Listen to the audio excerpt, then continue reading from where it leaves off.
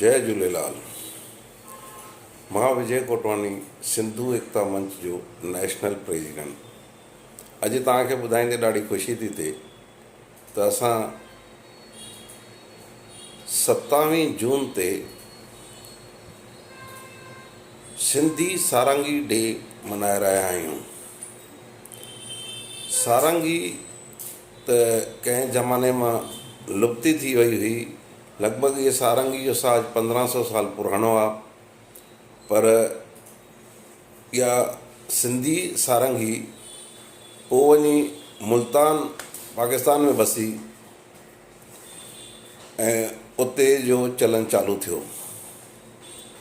पर हाणे असांजे विच में हिकिड़ो नौजवान सिंधी राजेश पुरसवाणी, जेको सारंगी वादक बि आहे ऐं सिंधी सारंगी घराणे सां आहे, त इन निश्चय कयो आहे त छो न असां सारंगी खे वरी तरोताज़ा करे नए नमूने सां पेश कयूं।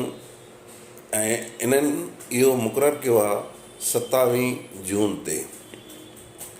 तव्हांखे मां ॿुधाईंदे इहा बि ख़ुशी थींदी त भई 27 जून छो चूंडियो, छाकाणि त सारंगी में 27 तार थींदियूं आहिनि। त उन हिसाब सां उन 27 तारीख़ विश्व सिंधी सारंगी डे मल्हाइण जो फ़ैसिलो कयो आहे ऐं असां सभु उन्हनि सां गॾु आहियूं। त मां सभिनी खे निवेदन कंदुमि त 27 जून न विसारिजो ऐं सारंगी डे मल्हाइजो। हाणे अचूं उन ॻाल्हि ते, तव्हां चवंदो हर कंहिंजे घर सारंगी कीअं थींदी, कीअं वॼंदी। त इन जो ॿियो असां तर्क कढियो आहे त सिंधी गाना, सिंधी लाॾा, सिंधी भॼन उहे हर कंहिंजे घर आहिनि। उहे वॼाए करे, उहे ॻाए करे तव्हां इहो डे मल्हाए सघो था। ऐं तव्हांखे ॿुधाईंदे इहो बि ख़ुशी थींदी, संत कंवरराम जेके बि भॼन ॻाया आहिनि त उन में सभिनी हंधि सिंधी सारंगी वॼायल अथव।